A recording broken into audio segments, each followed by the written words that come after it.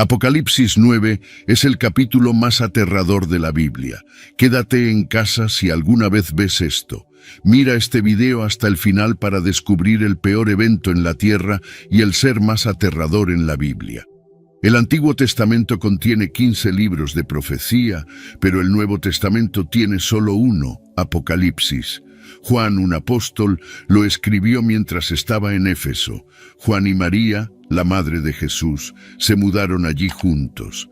Vivieron sus vidas en Éfeso, donde también fueron enterrados. Apocalipsis fue escrito cerca del final del primer siglo.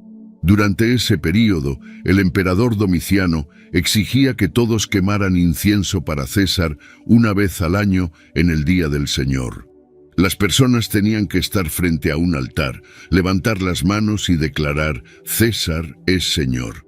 Para los primeros grupos cristianos, esto fue un desafío severo. Su fe era evidente: Jesús es Señor. No podían decir «César es Señor» sin enfrentar consecuencias severas. Ahora era crucial ver si los cristianos mantendrían firmemente su fe. Incluso antes de que este libro fuera escrito, las personas ya estaban muriendo por su fe, y todo este libro es una guía para aquellos dispuestos a morir por lo que creen. Inicialmente, la palabra mártir simplemente significaba testigo, pero pronto quedó claro que ser un verdadero testigo por Jesús podría significar perder su vida. Por eso el significado de mártir cambió a alguien que muere por su fe en Jesús. Juan escribió el libro de Apocalipsis, pero está escrito de manera diferente al Evangelio de Juan y sus 3 cartas. Aquí está el porqué. El libro de Apocalipsis fue dado a Juan de una manera única. Dios, el Padre, se lo dio a Jesús, luego Jesús se lo dio a un ángel, quien a su vez se lo pasó a Juan, quien lo escribió para todas las iglesias. Ningún otro libro en la Biblia surgió de una forma tan compleja. Juan escribió lo que vio y escuchó, y a veces lo que vio era tan extraordinario que el ángel tuvo que recordarle 11 veces que escribiera todo. Durante sus visiones, Juan fue llevado al cielo, donde escuchó varias voces y coros cantando, y tuvo que asegurarse de escribir todas esas cosas. Apocalipsis es un libro increíble con un tema claro: el regreso de nuestro Señor Jesucristo a la tierra.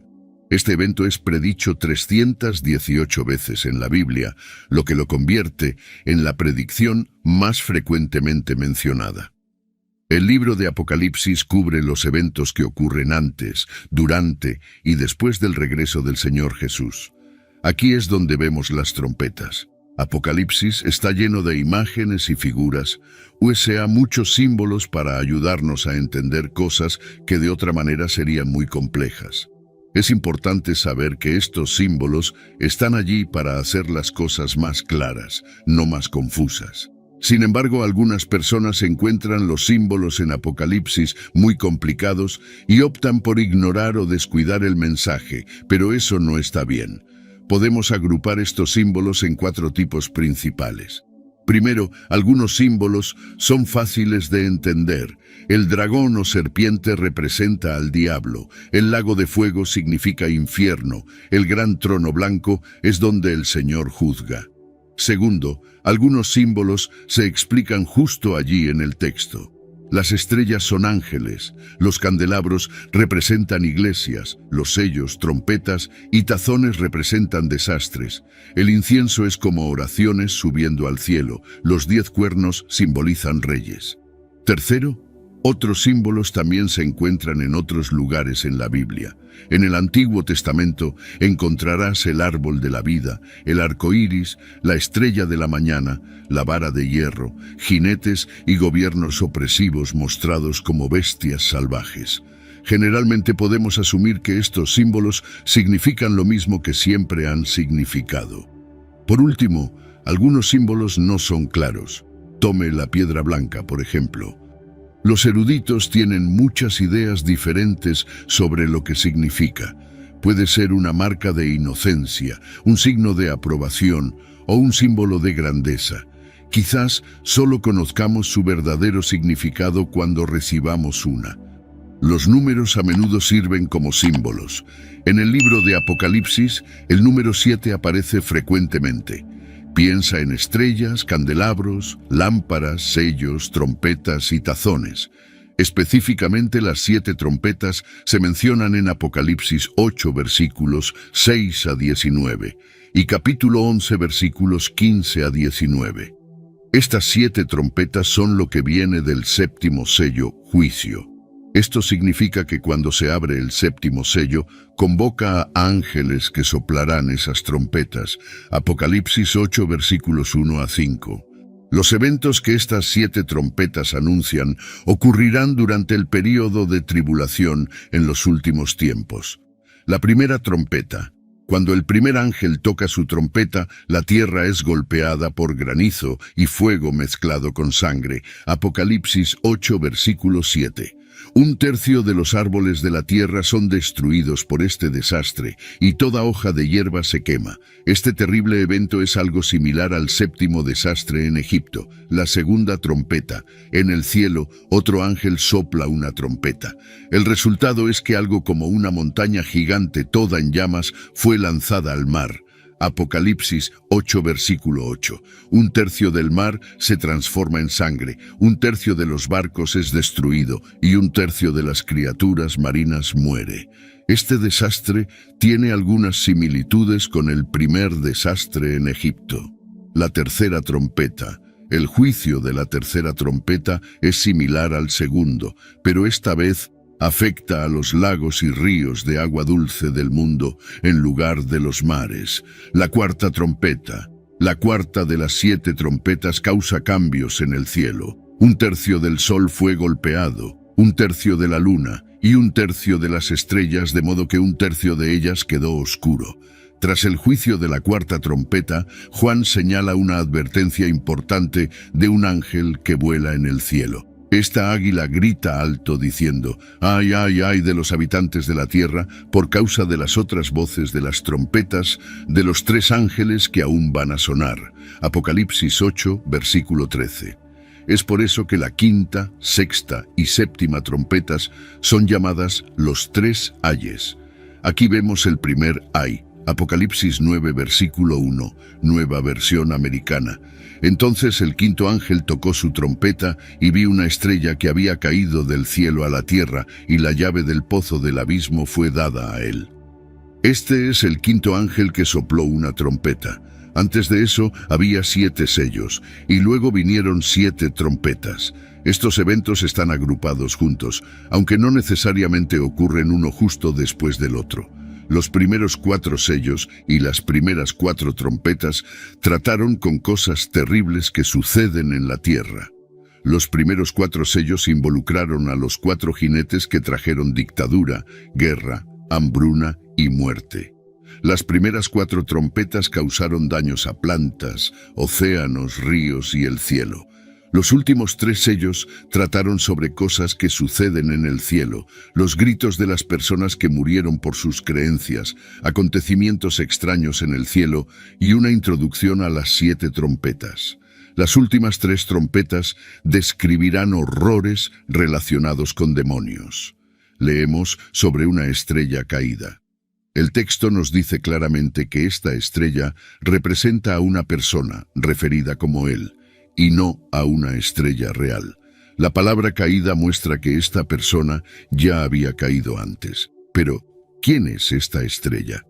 Algunas personas piensan que podría ser Nerón, un ángel caído, un espíritu maligno, Satanás, la palabra de Dios, un ángel bueno, o incluso Jesús mismo. En esta historia, la estrella es mejor comprendida como un ángel. Ahora, si este ángel es bueno o malo, depende de cómo se conecta con el ángel del pozo del abismo, descrito en Apocalipsis 9, versículo 11. Si el ángel en Apocalipsis 9, versículo 1 es el mismo que el de Apocalipsis 9, versículo 11, entonces es un ángel maligno, posiblemente el propio Satanás. Si es un ángel diferente, entonces podría ser un ángel bueno enviado por Dios para abrir el pozo del abismo para traer juicio. Le fue dada la llave del pozo del abismo. El hecho de que esta estrella haya caído nos lleva a pensar en él como Satanás. o quizás otro ángel maligno de alto rango.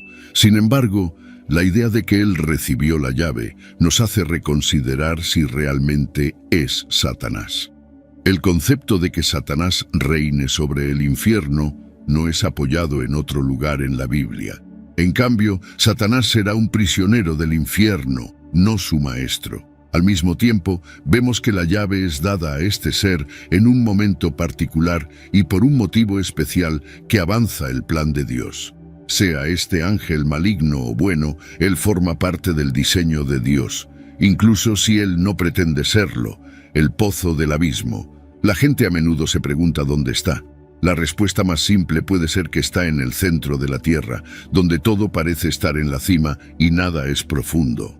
Pero algunos creen que la idea del pozo siendo sin fondo es solo un símbolo.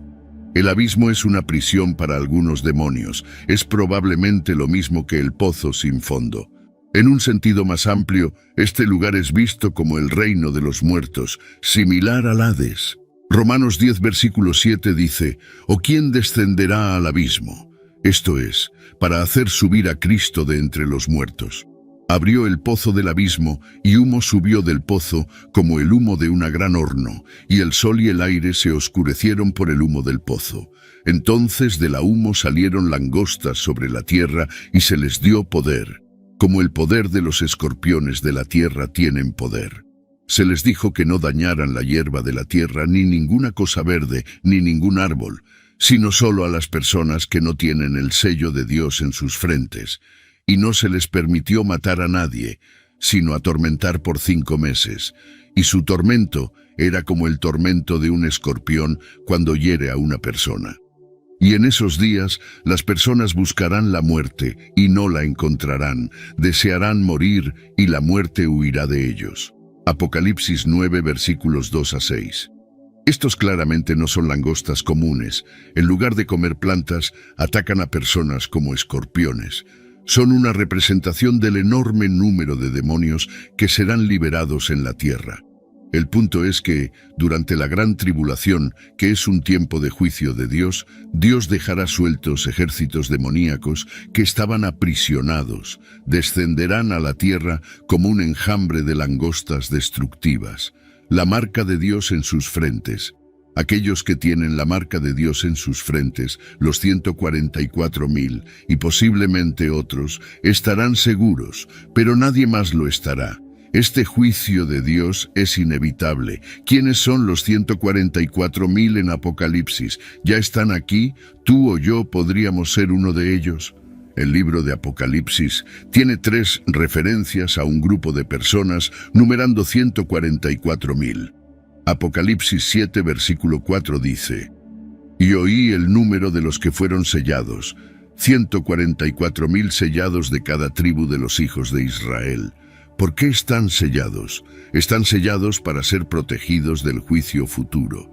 En esta enseñanza sobre el futuro, Jesús describió este tiempo como una gran tribulación, como nunca ha habido desde el principio del mundo hasta este tiempo, ni jamás habrá. En el Nuevo Testamento la palabra sellado proviene de una palabra griega que significa marcar con una marca privada. Dios tiene un plan específico y un tiempo para todo y su objetivo es llevar a las personas al arrepentimiento, según escrito en Apocalipsis 9, versículos 20 a 21.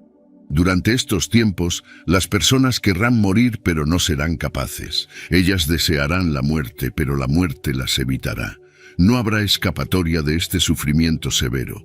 Su fuerza es comparada a la fuerza de los escorpiones, y aunque la picadura de un escorpión es muy dolorosa, generalmente no causa la muerte. Ellos querrán morir. Así como Pablo habló en Filipenses 1, versículos 21 a 23, estas personas sufriendo ansiarán la muerte, pero sus razones y resultados son completamente diferentes de los de Pablo. Para Pablo, morir significaba recibir bendiciones eternas, pero para estos sufrientes, la muerte es solo la transición de su sufrimiento actual al castigo eterno. Apocalipsis 9, versículos 7 a 10. Nueva versión americana. La apariencia de las langostas era como caballos preparados para la batalla, y en sus cabezas parecían coronas como oro, y sus rostros eran como rostros humanos. Tenían cabello como cabello de mujeres, y sus dientes eran como dientes de leones. Tenían corazas como corazas de hierro, y el sonido de sus alas era como el sonido de carros de muchos caballos corriendo para la batalla. Tienen colas como escorpiones y aguijones, y en sus colas está el poder de herir a las personas por 5 meses. La forma de las langostas era como caballos preparados para la batalla. Las personas han intentado muchas veces probar que esta descripción de langostas, aunque es poética, realmente corresponde a langostas naturales, pero esta visión ignora una señal clara de su naturaleza demoníaca. ¿Por qué Dios los llamaría langostas si no son langostas reales, sino más bien espíritus malignos que devastan como langostas? Una razón clave es que las langostas sirven como mensajeros del juicio de Dios. Vemos esto claramente en el Antiguo Testamento, en historias como Éxodo 10, versículos 4 a 14, y Amós 4, versículo 9. Como caballos, como oro, como rostros de hombres, como cabellos de mujeres, como dientes de leones. El uso repetido de la palabra como sugiere que la descripción no debe ser tomada literalmente. El efecto general de esta imagen es uno de crueldad extraña y aterradora. Las ideas de que estos langostas podrían representar cosas como helicópteros armados utilizados por el anticristo o un gobierno global son interesantes, pero son solo suposiciones y no se alinean con todos los detalles. Parece que debemos aceptar que Dios, atendiendo el deseo de largo plazo de estos espíritus malignos de tener cuerpos propios, creó cuerpos para ellos. Estos cuerpos son espantosamente apropiados, al igual que los espíritus malignos que viven en ellos. No podemos precisar exactamente quién o qué representa el enjambre de langostas. Lo que sabemos con certeza es que, justo antes del fin del mundo, el mal enfrentará un período de sufrimiento demoníaco severo como nunca antes. Los detalles de cómo esto sucederá permanecerán desconocidos hasta que la historia los revele. El líder de estos langostas, Apolión. Apolión y Abadón tienen los mismos pensamientos de destrucción o tormento, perdición. Abadón es un demonio que trabaja bajo Satanás y está a cargo de un abismo lleno de langostas que harán su aparición en escena en los últimos días. Como el Antiguo Testamento y el Nuevo Testamento fueron escritos en idiomas diferentes, la palabra para destructor en griego será diferente de la palabra en hebreo. Esto es algo que necesitamos tener en mente todo el tiempo. Aunque solo vemos el ejemplo en la segunda mitad de la Biblia, en Apocalipsis 9, versículo 11, 5 versículos en el Antiguo Testamento usaron la palabra. Abadón en el Antiguo Testamento parece significar destrucción. El nombre Apolión es la forma griega de Abadón, significando destructor. Apocalipsis 9, versículo 11. Ellos tienen como rey sobre ellos el ángel del abismo. Su nombre en hebreo es Abadón y en griego él tiene el nombre Apolión. Esto muestra que el campamento del enemigo está organizado con el título de rey. En el libro de Daniel encontramos al príncipe de Persia, que también es un demonio de alta jerarquía. El término rey y príncipe muestra conexiones con un reino. Esto claramente muestra un reino con fuerzas que nos oponen. Este evento marca el inicio del fin, durante el cual Satanás y los ejércitos bajo su control serán desencadenados. Se le permitirá tomar a aquellos que rechacen a Cristo como Rey durante la limpieza de toda la tierra para abrir camino para un nuevo cielo y una nueva tierra. El nombre Abadón aparece en algunas versiones del Antiguo Testamento. Juan está haciendo una audaz declaración espiritual y política en el libro de Apocalipsis al referirse a ambos, Abadón en hebreo y Apolión en griego. Juntos, los sellos, trompetas y tazones del fin de los tiempos comprenden el gran día de la ira de Dios y sirven para juzgar el reino del anticristo de la maldad. El Abadón y Apolión de Apocalipsis es un demonio real que un día impondrá dolor real en personas reales durante el juicio real de Dios. Abadón era un lugar de los muertos en el Antiguo Testamento, Job 31, versículo 12, que está regularmente vinculado con muerte y el reino de los muertos. Él está asociado con el pozo y los rollos del mar muerto. Por lo tanto, es equivalente al Hades, el reino de los muertos, a veces personificado sobre el cual Dios y Cristo tienen control absoluto. Aquí, el control es temporalmente asignado a un ángel maligno que parece haber sido encarcelado con otros espíritus del pozo.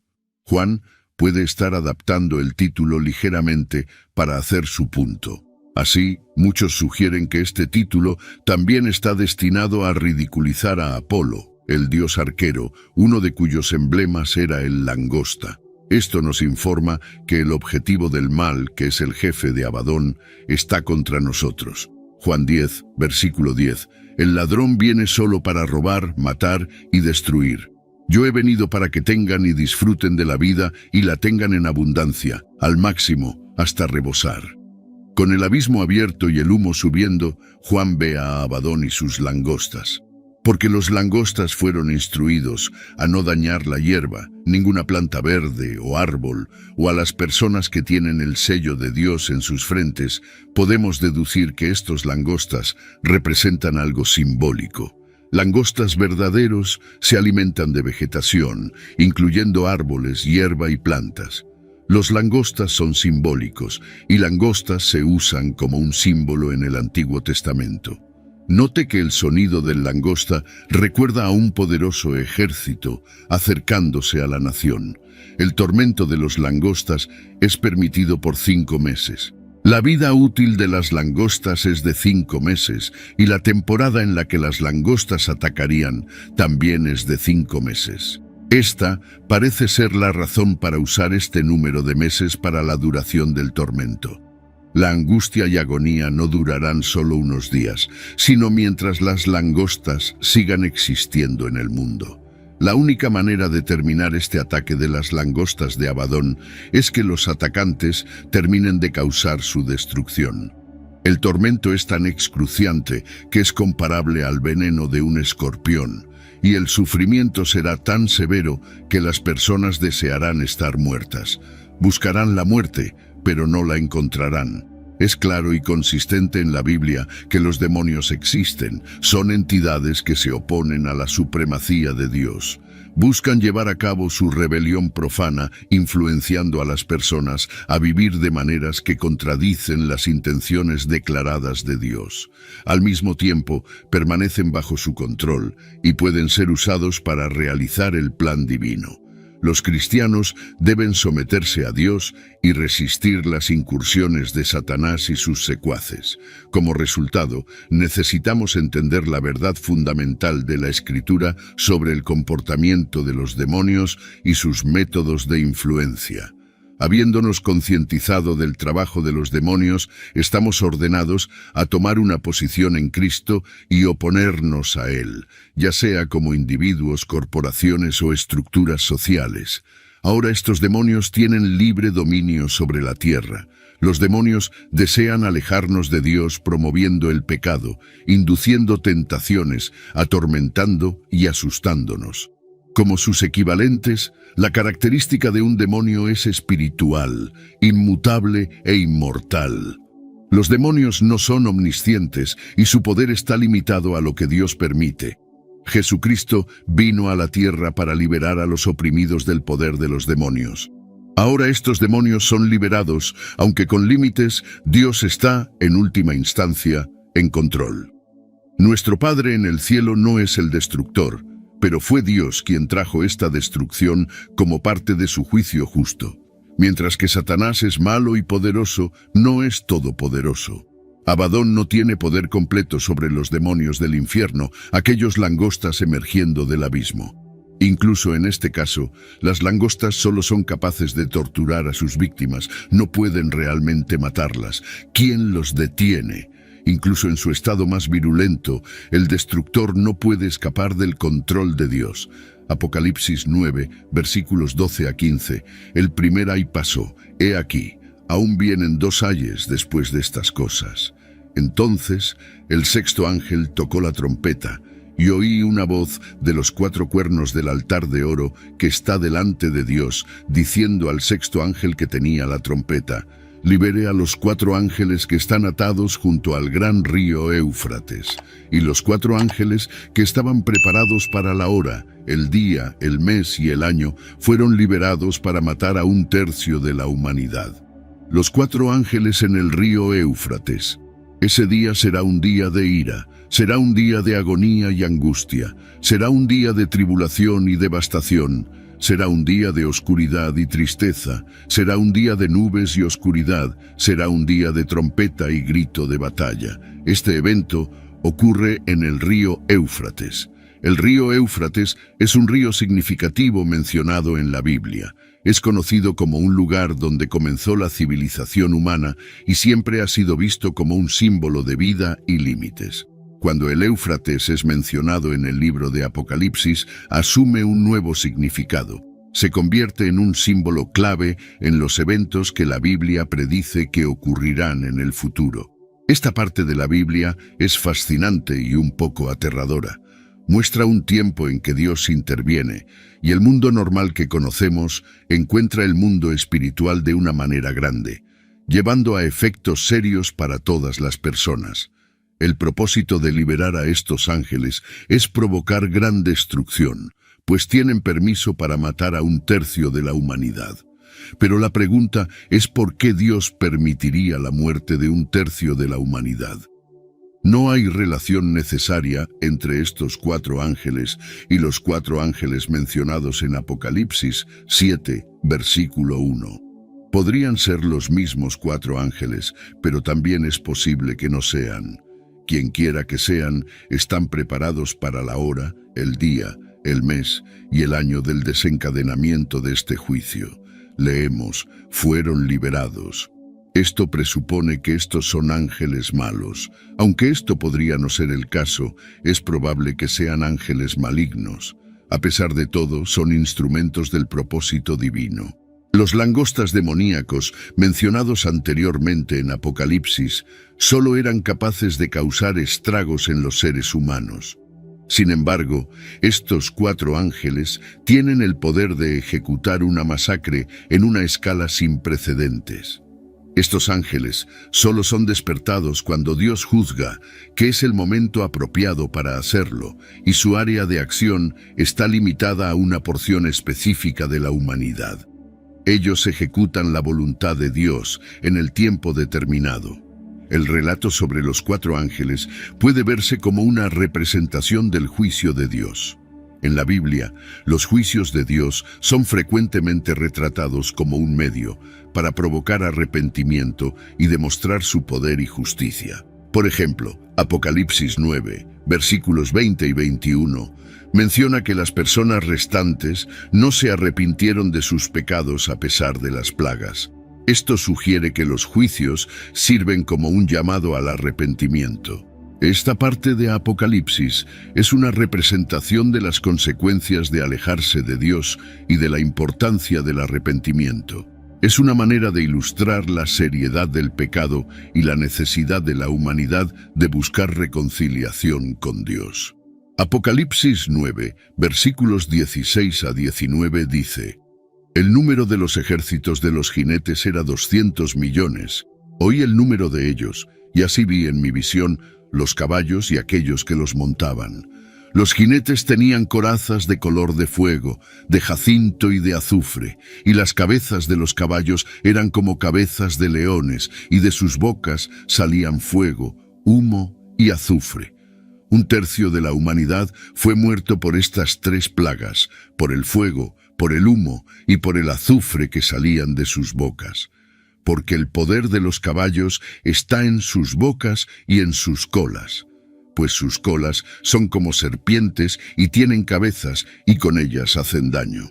El número mencionado puede no necesariamente tomarse literalmente, pero sugiere un ejército tan grande que es más allá de la cuenta y mayor que cualquier cosa que los humanos hayan visto antes. Estos jinetes son descritos de maneras extrañas y aterradoras, creando una imagen vívida de horror, destrucción y una conexión con fuerzas malignas. ¿Está refiriéndose a un ejército normal o a uno sobrenatural? ¿Estamos hablando de un ejército compuesto por humanos o demonios? Si este pasaje describe un ejército regular de humanos, entonces la descripción extraña podría ser sobre la guerra moderna avanzada. Tal vez Juan está intentando describir las máquinas modernas de la mejor manera que conoce, resultando en esta narración extraña y aterradora. Sin embargo, ningún ejército humano de esta magnitud ha existido jamás. El número total de todos los ejércitos de ambos lados en el apogeo de la Segunda Guerra Mundial era de solo 70 millones. En 1965, China afirmó tener un ejército y milicia de 200 millones, pero muchos dudaron de esta afirmación. Aunque tal ejército se reuniera y avanzara hacia el oeste, es difícil, aunque no imposible, imaginar tal ejército matando a un tercio de la humanidad, tal vez 2.000 millones o más. Por lo tanto, tal vez sea más seguro pensar en esto como un ejército literal de 200 millones, pero uno que es demoníaco, invadiendo la tierra. Esta idea sigue la descripción anterior de un ejército demoníaco como langostas en el capítulo Apocalipsis 9, versículos 20 y 21. El resto de la humanidad que no fue muerto por estas plagas no se arrepintió de las obras de sus manos para no adorar demonios y los ídolos de oro, plata, bronce, piedra y madera, que no pueden ver, ni oír, ni andar, y no se arrepintieron de sus asesinatos, ni de sus hechicerías, ni de su inmoralidad sexual, ni de sus robos. En general, las personas no mostraron ningún arrepentimiento o cambio en sus caminos, incluso ante muchos signos claros y poderosos. No deberían adorar demonios o ídolos, pero las personas continuaron adorando ídolos como si nada hubiera cambiado. Continuaron adorando a demonios, ya sea que lo percibieran o no. Es sorprendente ver cómo las cosas rápidamente parecen volver a lo que las personas consideran normal, después de un gran desastre, como un terremoto. Rápidamente olvidamos las lecciones que Dios nos enseña, incluso aquellas que vienen con sus juicios. Y las personas no se desviaron de sus asesinatos, uso de magia, comportamientos inmorales o robos. Esta lista de transgresiones es una fuerte crítica de nuestros tiempos.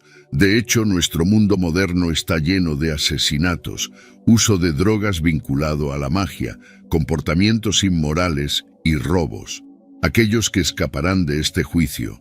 El uso de sellos era común en contextos oficiales. Por ejemplo, un centurión romano habría colocado un sello en un documento que estaba destinado solo para la revisión de su superior. Si los sellos se rompían, la persona que recibiera la carta sabría que la carta había sido alterada o leída por alguien además de la persona que la había sellado originalmente. Vemos el sello de Dios en el libro de Apocalipsis. El libro de Apocalipsis, lleno de visiones misteriosas y mensajes, nos presenta la idea del sello de Dios de una manera muy especial y significativa. El sello de Dios sirve como una marca distintiva. Significa que Dios está protegiendo a ciertos individuos que son sus seguidores auténticos. Este sello se menciona en las visiones de Apocalipsis, particularmente durante los eventos tumultuosos y ominosos. Es importante saber que este sello no es una marca física, es más como un distintivo espiritual. Es una manera de mostrar quién está realmente conectado a Dios y quién está bajo su protección. La idea de sellar en Apocalipsis está arraigada en una práctica antigua, pero se le da un significado espiritual. Va más allá de simplemente establecer autoridad y autenticidad. Se trata de ser reconocido como perteneciente a Dios, especialmente durante tiempos de adversidad y dificultad. Este sello espiritual es una representación poderosa de la fe y protección divina en un mundo caótico e incierto. A medida que exploramos más este tema, descubrimos que el sello de Dios es realmente importante. Muestra que Dios promete protegernos y quiere que permanezcamos leales a Él. Nos dice que incluso cuando los tiempos son difíciles, Dios ha marcado a aquellos que son suyos, y Él los mantendrá seguros. Este concepto de sellar también se ve en Efesios 1, versículos 13 a 14, donde está escrito: en Él también ustedes, cuando oyeron la palabra de verdad, el evangelio de su salvación, y creyeron en Él, fueron sellados con el Espíritu Santo prometido, que es la garantía de nuestra herencia hasta adquirir la posesión de ella, para alabanza de su gloria. Aquí, el sello es equiparado con el Espíritu Santo, dado a los fieles como una señal de su salvación y una promesa de su herencia eterna. Leemos: no dañe la tierra, los mares o los árboles, hasta que hayamos sellado a los siervos de nuestro Dios en sus frentes. Estos siervos de Dios recibirán un sello protector en sus frentes que contiene el nombre de Dios de alguna manera. Apocalipsis 14, versículo 1. Entonces miré, y esto fue lo que vi. El Cordero estaba firmemente establecido en el monte Sión, y con él 144,000 que tenían su nombre y el nombre de su Padre inscritos en sus frentes, significando la posesión de Dios. No se nos dice exactamente cuál es el servicio de ellos, pero los 144,000 están sellados para un propósito específico y único. Sin embargo, la idea general de ser sellado no está limitada a ellos. Un recuento del sellamiento de los siervos de Dios. Se observa que el trabajo fue encomendado a 2 ángeles. Mientras algunos ángeles fueron encargados de restringir a Satanás y sus agentes, otro ángel fue responsable de identificar y diferenciar a los fieles siervos de Dios. Estos siervos fueron distinguidos por el sello de Dios en sus frentes, una marca fácilmente reconocible por Dios. Este sello los separó, garantizando su seguridad y protección durante los tiempos más difíciles. Muchos grupos diferentes han reclamado ser los 144,000. Una visión sobre la identidad de los 144,000 de Apocalipsis 7 y Apocalipsis 14 puede obtenerse de ciertos hechos.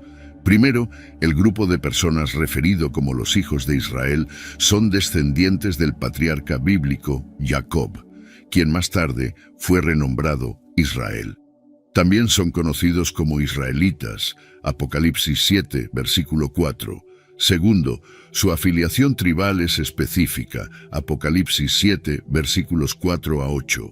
Tercero, durante el período de la ira de Dios serán protegidos y triunfarán, y encontrarán a Jesús en el monte Sión cuando Él regrese, Apocalipsis 14, versículo 1. Apocalipsis 14, versículo 1, Biblia ampliada. Entonces miré, y esto fue lo que vi. El Cordero estaba firmemente establecido en el monte Sión, y con él 144,000 que tenían su nombre, y el nombre de su Padre inscritos en sus frentes, significando la posesión de Dios. Cuarto, son célibes. Apocalipsis 14, versículo 4. Estos son los que no han sido contaminados por relaciones con mujeres, pues son célibes. Estos son los que siguen al Cordero donde quiera que vaya. Estos fueron comprados y redimidos entre los hombres de Israel como las primicias santificadas y separadas para servicio especial para Dios y para el Cordero. Quinto, son el inicio de una cosecha mayor.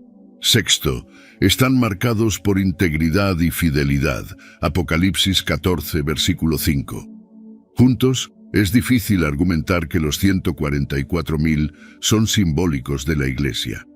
El acto de sellar, como se describe en Apocalipsis, significa una marca divina de protección y propiedad.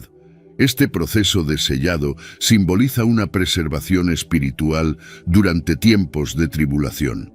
Cada una de las 12 tribus de Israel contribuye con 12,000 miembros, significando la completitud en la selección de Dios.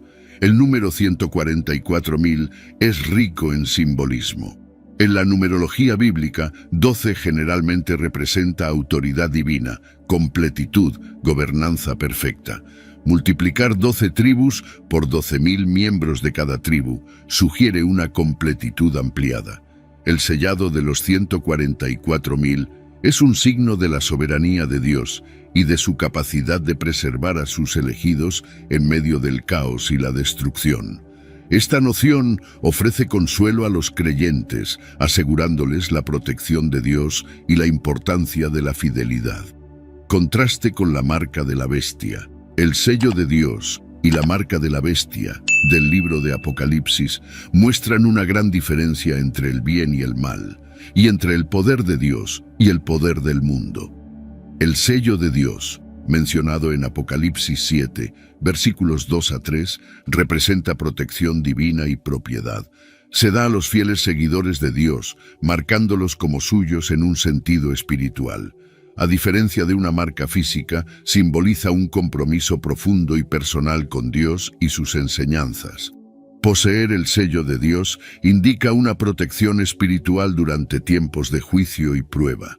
Es un signo de ser elegido por Dios, reflejando una vida vivida de acuerdo con principios divinos.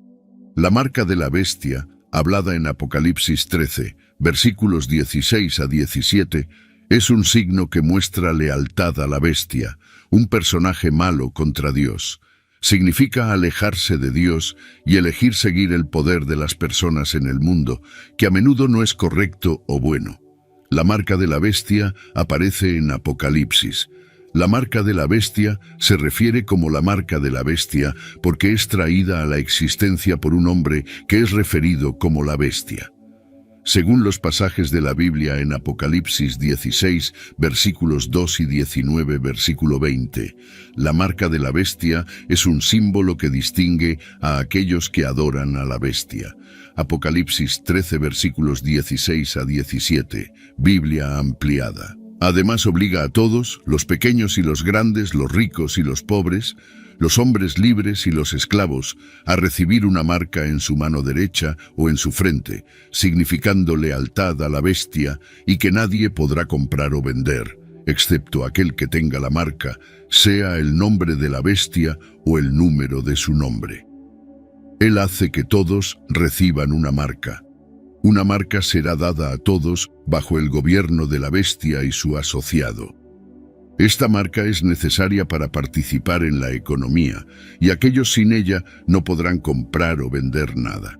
Solo aquellos que porten un número especial en una parte visible de su cuerpo y o frente serán autorizados a negociar, y el número será marcado solo en aquellos que se involucren en la idolatría imperial. El número 666 es el nombre codificado del dictador. Ya hemos discutido su significado, la naturaleza de la escritura apocalíptica. Hasta que él llegue, cuando su identidad con esta figura será más que obvia, todos los intentos de descifrarlo son especulaciones inútiles. Una cosa está clara, él quedará corto de la perfección, 7, en todos los aspectos.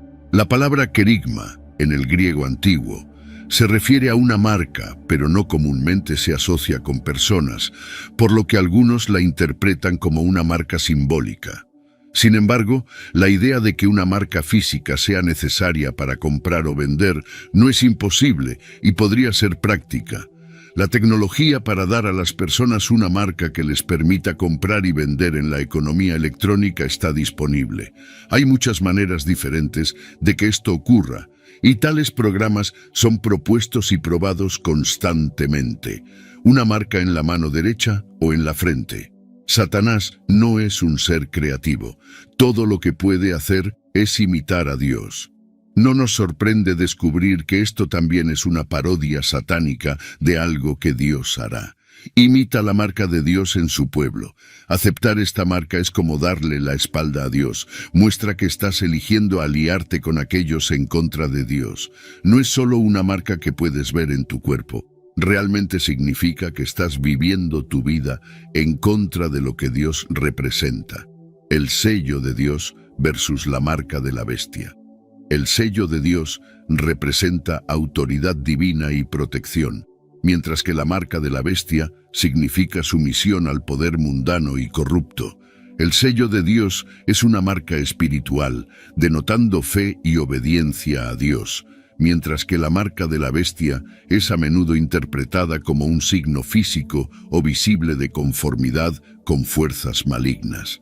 El sello de Dios significa salvación eterna y alineación con la voluntad de Dios, mientras que la marca representa ganancia temporal al costo de la condenación espiritual. ¿Cuál es el propósito del sello de Dios?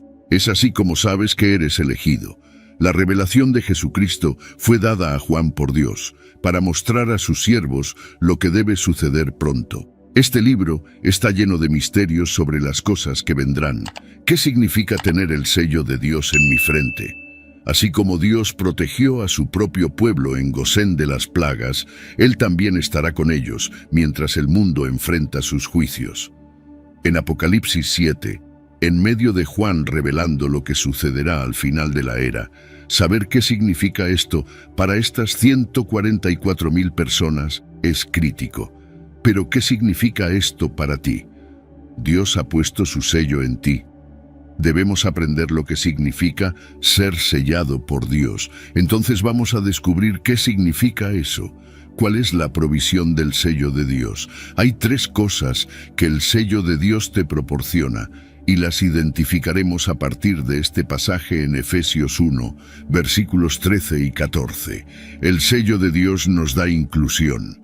Como creyente en Cristo, eres considerado parte de Él. Esto implica que todo lo que le pertenece a Él también te pertenece a ti. Por ejemplo, debido a tu conexión con Cristo, su justicia se convierte en tu justicia también. ¿Qué significa el sello de Dios para vivir en los últimos días? Identifica lo que debes estar haciendo de manera muy similar a los 144.000 en Apocalipsis. Es necesario que sirvas como testigo de Él. A continuación, una explicación de lo que ocurre después de que los 144.000 son sellados en Apocalipsis 7. Apocalipsis 7, versículos 9 a 14, Nueva Versión Americana. Después de estas cosas miré, y he aquí una gran multitud que nadie podía contar, de todas las naciones, tribus, pueblos y lenguas, de pie ante el trono y ante el Cordero, vestidos de ropas blancas y con ramas de palma en las manos, y clamaban a gran voz, diciendo: La salvación pertenece a nuestro Dios, que está sentado en el trono, y al Cordero. Y todos los ángeles estaban de pie alrededor del trono, y de los ancianos, y de los 4 seres vivientes, y se postraron con rostro en tierra ante el trono, y adoraron a Dios, diciendo: Amén, bendición, gloria, sabiduría, gratitud, honor, poder y fuerza, sean a nuestro Dios para siempre jamás. Amén. Entonces, uno de los ancianos me preguntó: ¿Quiénes son estos vestidos de ropas blancas y de dónde vinieron? Yo respondí: Señor, tú lo sabes. Y él me dijo: Estos son los que vinieron de la gran tribulación. Ellos lavaron sus ropas y las blanquearon en la sangre del Cordero. Tenemos los cánticos de los santos y de los ángeles en esta ocasión. Los santos alabaron a Dios por salvar un gran remanente de judíos de la infidelidad y destrucción. La postura de estos santos alabando estaban de pie ante el trono y ante el Cordero, ante el Creador y el Mediador. Durante el culto religioso debemos considerarnos en la presencia especial de Dios. Los miembros de la Iglesia también están sellados. Pablo describió a los miembros en Éfeso. Efesios 1:13. En quien ustedes también, al escuchar la palabra de la verdad, el evangelio de su salvación, y como resultado creyeron en él, fueron marcados con el sello del Espíritu Santo prometido, aquel prometido por Cristo como propiedad y protegidos por Dios. Más tarde les dice: y no entristezcan al Espíritu Santo de Dios, por quien fueron sellados para el día de la redención. Efesios 4:30. Escribiendo para los miembros en Corinto, Pablo habló de Jesucristo, que también nos selló y nos dio el Espíritu en nuestros corazones como garantía. Segunda a los Corintios 1:22, Él también nos selló y nos dio el Espíritu en nuestros corazones como prenda. Aquellos que son guiados por el Espíritu Santo están marcados como cristianos genuinos, hijos de Dios y herederos de la vida eterna. Romanos 8:14 a 16, porque todos los que son guiados por el Espíritu de Dios, esos son hijos e hijas de Dios. Pues ustedes no recibieron un espíritu de esclavitud para caer de nuevo en el temor, sino que ustedes recibieron un espíritu de adopción, como hijos e hijas, por el cual clamamos, Abba, Padre. El propio Espíritu testifica con nuestro espíritu que somos hijos de Dios. Este sellamiento ocurre en el bautismo, cuando alguien recibe el Espíritu Santo, después de arrepentirse de sus pecados. Hechos 19, 6. Y cuando Pablo impuso las manos sobre ellos, el Espíritu Santo vino sobre ellos y comenzaron a hablar en lenguas y a profetizar. Una distinción importante es que los miembros de la verdadera Iglesia de Dios son sellados por Él para la vida eterna cuando reciben y siguen la orientación del Espíritu Santo. La salvación está limitada solo a los 144.000.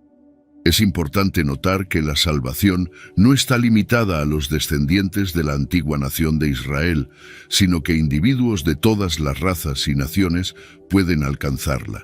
Sin embargo, el pueblo de Israel todavía es muy valorado por Dios. Además de los 144.000 mencionados en la Biblia, también habrá una multitud innumerable de individuos justos que estarán ante Dios en ropas blancas. Apocalipsis 7, 9 a 13. Apocalipsis 3, 4 a 5. Pero todavía tienes algunas personas en Sardes que no han contaminado sus ropas, es decir, no han contaminado su carácter e integridad personal con pecado, y ellos caminarán conmigo vestidos de blanco, porque son dignos, justos. Aquel que vence el mundo, mediante la creencia de que Jesús es el Hijo de Dios, será vestido de ropas blancas, y nunca borraré su nombre del libro de la vida, y confesaré y reconoceré abiertamente su nombre delante de mi Padre y delante de sus ángeles, diciendo que Él es uno de los míos.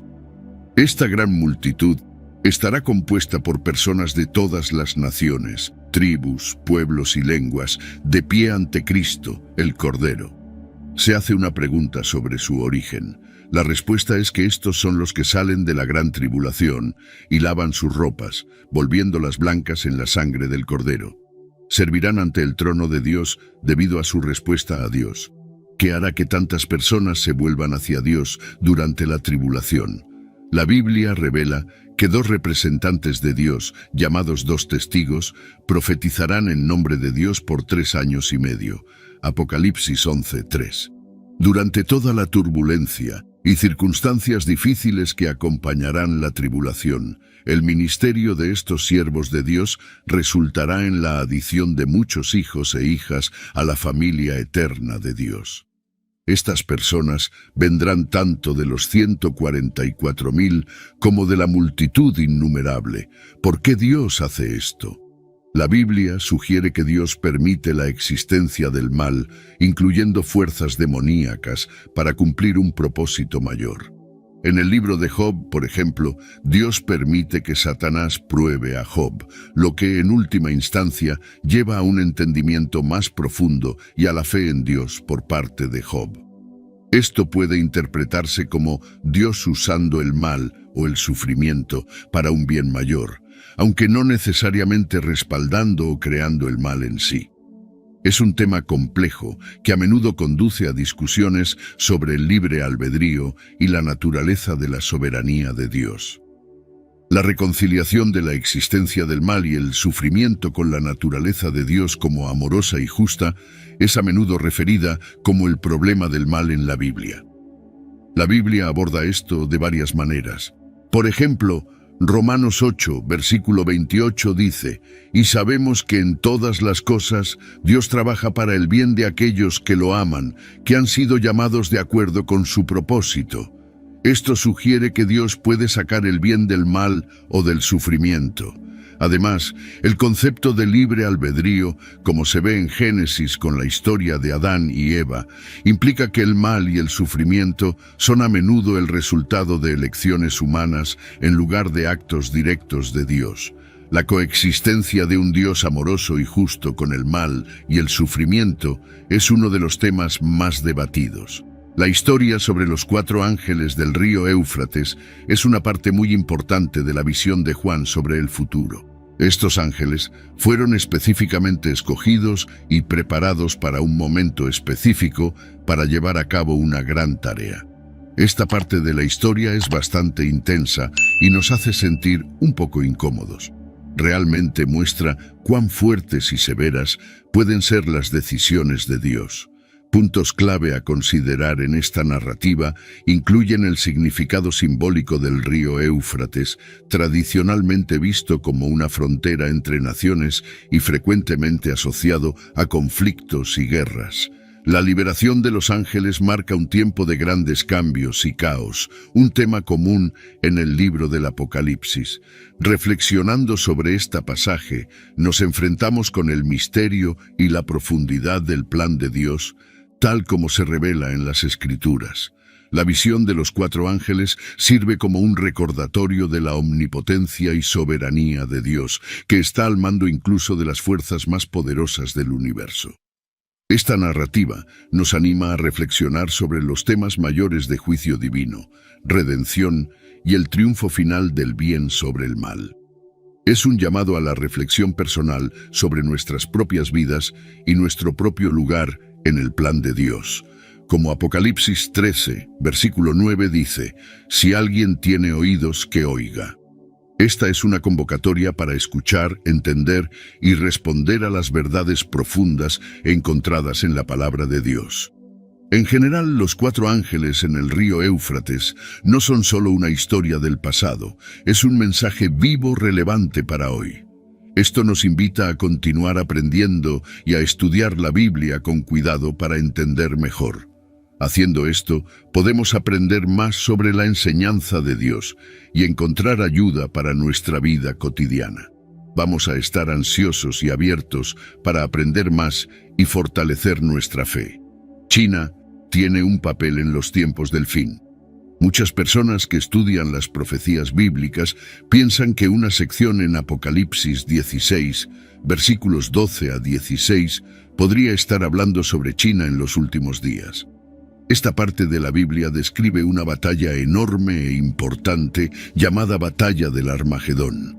Sucede al final de un período difícil llamado tribulación, siguiendo el 6º juicio atrevido. En ese punto, el río Éufrates se secará.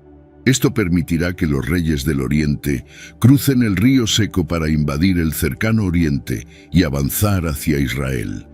Es la frase «Reyes del Oriente» lo que hace que muchas personas piensen en China.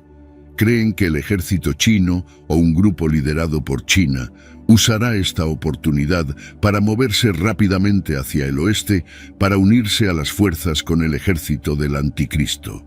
En los tiempos del fin, muchas naciones intentarán su suerte en la conquista. En última instancia, su lucha será contra Dios.